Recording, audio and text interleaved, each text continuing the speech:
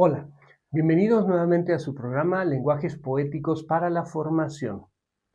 Hoy voy a profundizar en la obra de un autor mexicano, del cual ya he comentado en otro programa, de Alberto Ruiz Sánchez. Alberto Ruiz Sánchez es un escritor que se ha dedicado a trabajar, diríamos así, literariamente, la cultura árabe a través de sus novelas. Pero también, como para conocer un poco más y entender su obra, su contexto, su figura, él ha dirigido la revista Artes de México durante muchísimos años, una revista excelente, ¿no?, que se vende en muchos periódicos, en librerías, y que se aboca precisamente a rescatar la belleza del arte mexicano en sus múltiples manifestaciones, ¿no? Entonces, él ha dirigido esa revista durante muchos años. Él también dirigió hace muchos años, cuando el ISSSTE y las instituciones públicas todavía tenían áreas de cultura, hubo una publicación de libros que el ISSSTE llevaba a cabo y que también dirigió Ruy Pérez Sánchez. Perdón, Alberto Ruiz Sánchez. Como hay otros Ruiz, autores, ahí los nombres, ¿no?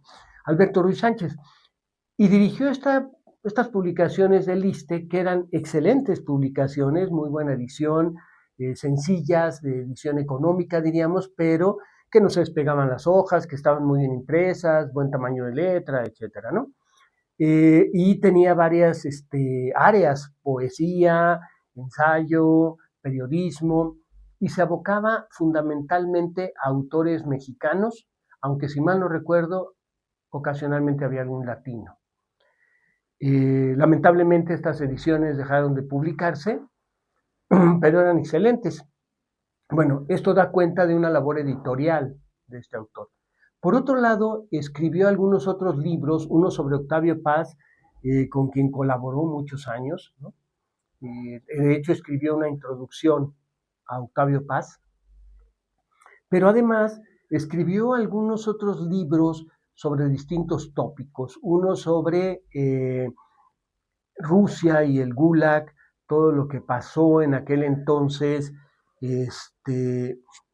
También tiene uno que se llama Los demonios de la lengua, que es sobre el Santo Oficio en la Nueva España, y otro muy bonito que me llama Toda la literatura al cuerpo, más o menos es el título, pero que en donde recupera las voces de distintos filósofos, escritores, para los cuales la literatura es pasión, y está atravesado por el concepto de la nostalgia como el eje que articula los distintos tópicos de esas series.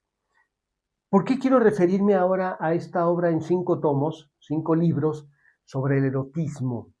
Porque, me parece que en la actualidad, si consideramos la idea del erotismo, el concepto erotismo, como Octavio Paz nos ha enseñado, en relación con el amor, en relación con esta articulación estrecha, esta amalgama, este tejido de la pareja, hoy en día es fundamental, porque pareciera que dejamos de creer en el amor, pareciera que ya se han apagado esas llamas, ese fuego, ese deseo, esa visión romántica del amor, que no negaba nunca el erotismo, estaba subsumido en la idea del amor, pero que Paz lo resalta y nos hace ver cómo está esta conjunción, ¿no?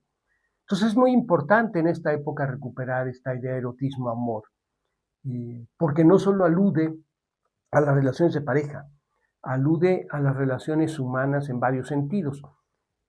La otra línea, y que tiene que ver con estos sentidos, es que el erotismo y el amor tienen que ver con el desarrollo pleno de la sensibilidad humana a través de los sentidos. El erotismo tiene que ver con el olfato, con el tacto, con el gusto, con el oído, decir palabras amorosas, decir palabras eróticas, etcétera, etcétera. Tiene que ver con la totalidad del cuerpo. Y es el cuerpo el que entra en contacto con otros cuerpos, con otro cuerpo. Pero también con la naturaleza. Y esto es muy importante, porque cuando reducimos el erotismo a lo sexual, tendemos a pensar, decía, en la pareja, en una mujer, ¿no? Incluso en el sexo directamente, pero no. El erotismo tiene que ver también de manera profunda, como es el despertar del cuerpo, es el despertar del cuerpo a la naturaleza. Y entonces a veces cuando descalzos estamos tocando el pasto, la tierra húmeda, el olor de la tierra húmeda, o nos deleitamos con algún platillo, con alguna bebida, o sentimos y admiramos un paisaje, las estrellas, todo eso tiene que ver con el erotismo, porque es esa forma de relación con del cuerpo que siente, que percibe más intensamente y que en un momento dado lo hace amorosamente. Admirar un paisaje es amar ese paisaje. Entonces, el erotismo no se reduce a lo sexual, aunque tenga una carga fuerte en ello, sino también desea los sentidos, a la percepción del humano ante el mundo. Y por otro lado, en relación a las parejas, el erotismo está asociado a una serie de arquetipos.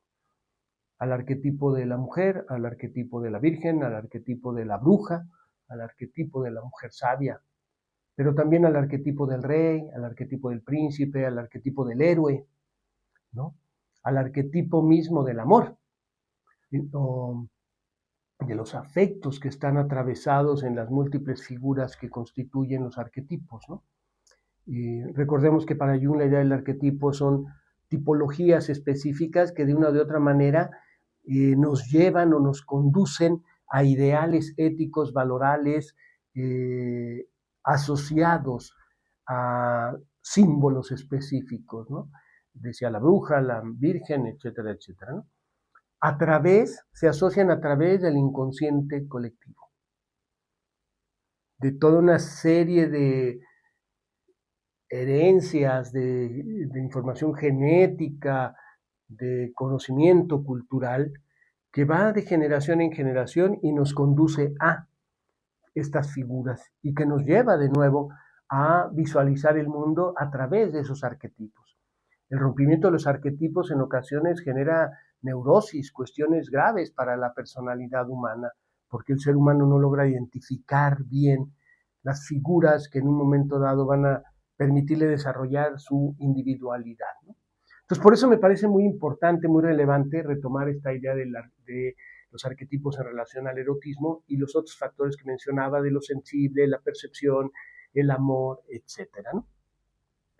Y en este sentido, pues voy a hablar hoy de 5 libros de Alberto Ruiz Sánchez, que escribió alrededor de una ciudad que él llamó Mogador.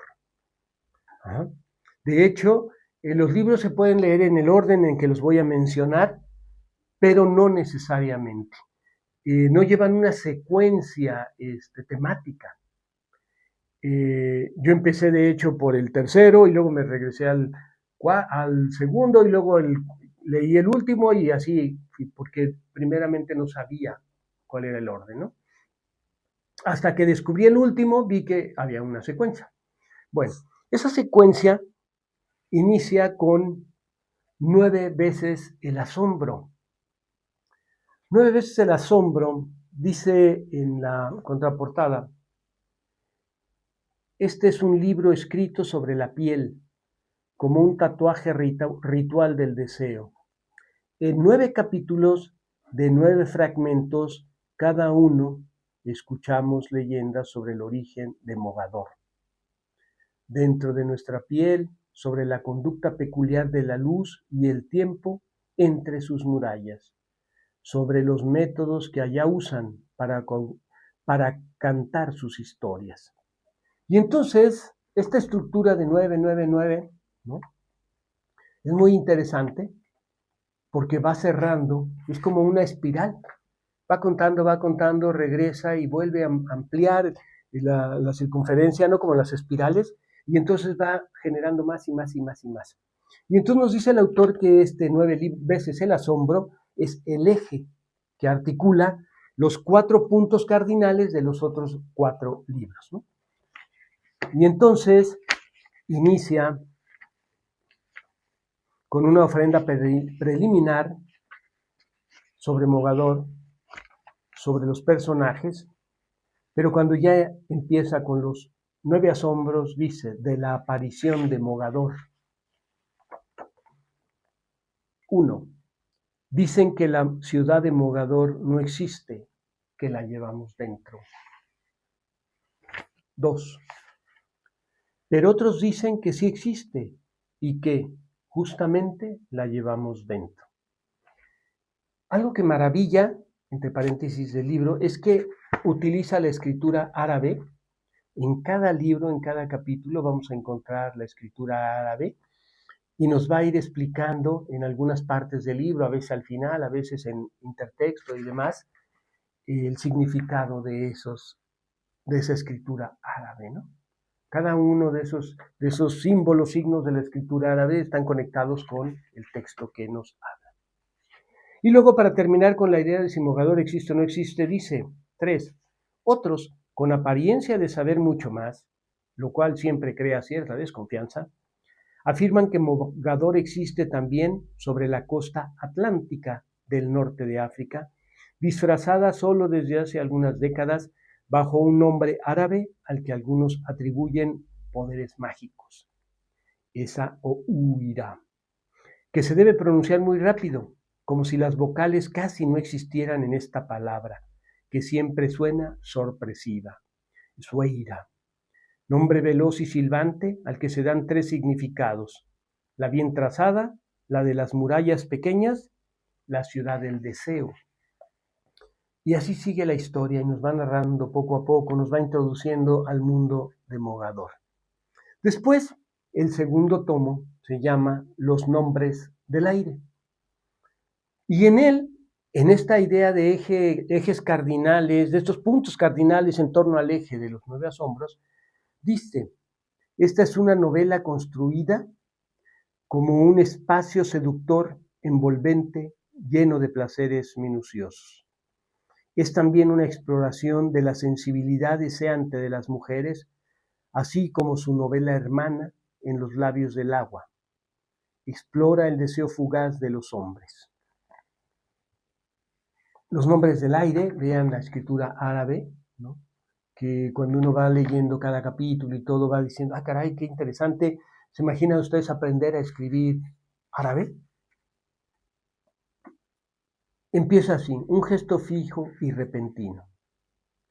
Cuando se mira de esa manera, el horizonte no existe. Lo fija la mirada. Es un hilo que se rompe a cada parpadeo. Ella miraba fijamente la línea que el cielo y el mar comparten durante el día, la orilla que pierden cuando llega la noche a unir en secreto todas las telas. Ya en la oscuridad era una línea de estrellas la que sus ojos fijaban, una línea clara reflejada a lo lejos sobre el agua. También es interesante ver cómo a lo largo de las novelas, en esta referencia muy directa a los sentidos, toma también los elementos básicos, ¿no? Agua, aire, tierra, fuego. Y en cada una de las novelas va a estar jugando con ellos, aunque alguno de repente tenga prioridad, como el título del aire, pero estamos viendo que inicia en esta idea del agua y el cielo. Pero a partir de ahí va resaltando precisamente la importancia de estos elementos en esta idea de conectar al ser humano con lo básico de la vida, con lo básico de la naturaleza. Todos estamos constituidos de estos 4 elementos. La vida toda tiene que ver con estos elementos, ¿no?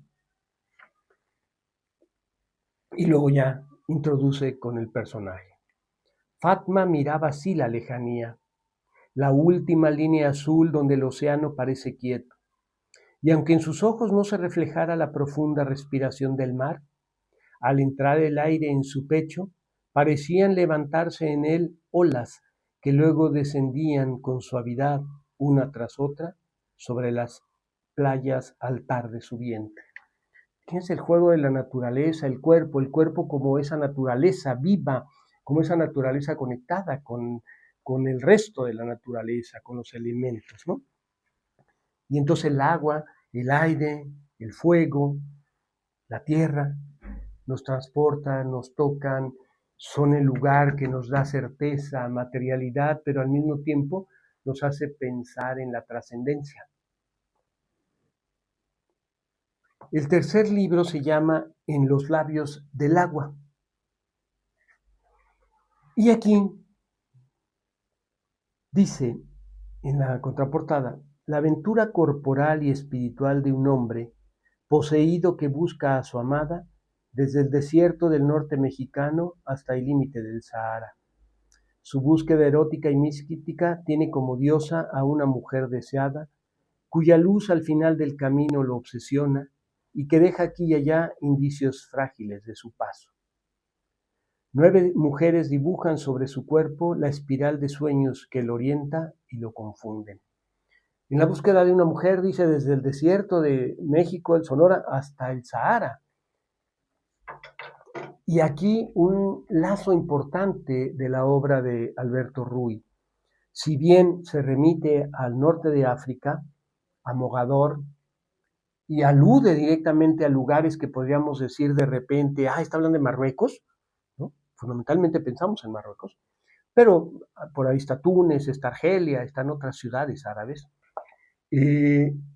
También nos hace reconocer la raíz árabe de la mexicanidad, ¿no? Recordemos que los árabes conquistaron España durante 8 siglos, que muchos de los españoles que llegaron a estas tierras habían abrevado de esa cultura y que se manifiesta en templos, en artesanías, en comida, en palabras que utilizamos mucho en México, ¿no? Como por ejemplo, ojalá, que significa que Dios quiera, que Alá quiera, ¿no? Y muchas otras, ¿no? Entonces, está el nexo entre esa cultura, la cultura árabe española, andaluza, con lo mexicano. Se fusionan y creamos aquí toda una cultura que logra aprovechar, apropiarse de esta parte profunda de los arquetipos de cada cultura, de cómo se fusionan y dan origen a algo nuevo, a este mestizaje nuestro, ¿no? Por ahí hay un libro, precisamente el Fondo de Cultura, del Fondo de Cultura Mexicano, del Fondo de Cultura Económica, que habla de las artes de México y habla de la influencia africana, de la influencia china, de la influencia japonesa, de la influencia árabe, en todo lo que es la artesanía mexicana, las construcciones, la arquitectura, etcétera, etcétera, ¿no? Entonces aquí muy directamente ya conecta el desierto de Sonora con el desierto del Sahara y nos hace ver climas, características, si bien son diferentes en muchos aspectos, los conecta la idea del desierto, de un lugar inhóspito, de mucho calor, poca agua, ¿no? Y que por ello adquiere valor esa agua, ¿no? Y entonces, en este libro, ahora me voy a saltar el capítulo 1, voy a empezar por el 2, porque me parece muy interesante. Dice, letras de agua. Como si fuera a hundirse en el agua, Asís aspira profundamente. Llena los pulmones y retiene el aire. Toma entonces el pincel y dibuja con lentitud una línea larga que durante casi un minuto, sin interrupciones, corta, se ensancha, se adelgaza. La mano se detiene de golpe, así suelta ya el aire. Nadó en la página, trazó una letra. Esta idea de un alfabeto, que es un arte, como la escritura china, la escritura japonesa. Son trazos gruesos, delgados, más largos, que son pinceladas. Y que entonces nos va mostrando, particularmente en esta novela, el personaje, uno de los personajes principales es alguien que pinta, pero que escribe, y entonces pinta y escribe, y entonces la asociación de la letra con la pintura, pero que nos hace ver, por un lado, la dificultad de hacerlo, de este trazo, ¿no? Es muy difícil escribir este tipo de escrituras, sobre todo en nuestra cultura alfabético-fonética que escribimos letras y que perdimos también un poco el arte de la caligrafía. Ahora con los teclados prácticamente es lo que llamamos letra imprenta, ¿no? Pero antes recordarán los de mi generación, todavía algunas generaciones más jóvenes, que nos enseñaban a escribir con doble raya y que hacíamos el trazo más adecuado, casi artístico, estético de las letras. Mi padre tenía una letra preciosa, que no se la heredamos, se la llevó con él porque ninguno de mis hermanos tiene esa letra maravillosa. Y él nos decía, escribe bonito, escribe bien. Y entonces ahí estábamos, practique y practique. Así era como se enseñaba la letra en México. Bueno, tiene que ver con estas herencias, decía, culturales, porque la letra árabe, ¿no? Las letras árabes, supongo que sí se alcanza a ver esta, ¿no? No es escribir cualquier letra, ¿no? Cualquier signo. Es un trazo delicado que requiere años de práctica, ¿no? Decía igual que la escritura china, japonesa, ¿no? Entonces, suelta el aire y escribe la letra como si hubiera estado sumergido en el agua. Así de especial es la sensación de escribir. Luego, lo que da origen e historia a todas las 5 novelas, Los jardines secretos de Mogador, donde el amante tiene que encontrar jardines que no existan en Mogador, pero que pueda contarle a su amada para que ella le dice, por cada jardín que me cuentes, pero que sea real, tendremos una noche de amor. Y entonces él pues se la pasa como loco buscando donde hay jardines y va encontrando poco a poco que sí hay jardines en muchas partes del mundo. Y en ese sentido, la vida adquiere otra connotación. Aquí hay otro signo de la escritura árabe, ¿no? Y por último, la mano del fuego. Muy interesante el cierre en este capítulo porque es como una mano que fue encontrada, plasmada en una pieza artesanal, va a dar pie a toda una historia, pero sobre todo ligada a la idea del fuego, que en el sentido erótico vendría a ser la caricia de la mano, sobre todo el cuerpo. En las otras está la caricia de la palabra, la caricia del beso, la caricia de los labios, la caricia, en fin, de cualquier parte del cuerpo que permita hacer sentir y percibir de otra manera, ¿no? Entonces, yo les recomiendo mucho, la verdad, la obra de Alberto Ruiz Sánchez. Pueden tomar estos libros, si no en Google encontrarán las editoriales y datos de los demás libros que comenté al inicio, pero es un placer leerlo. Tiene una prosa maravillosa y una sensibilidad muy especial para abordar los distintos tópicos que toca. Y para terminar les diría, la formación humana tiene que ver precisamente con la formación y el desarrollo pleno de nuestro cuerpo, de nuestra corporeidad. Muchas gracias.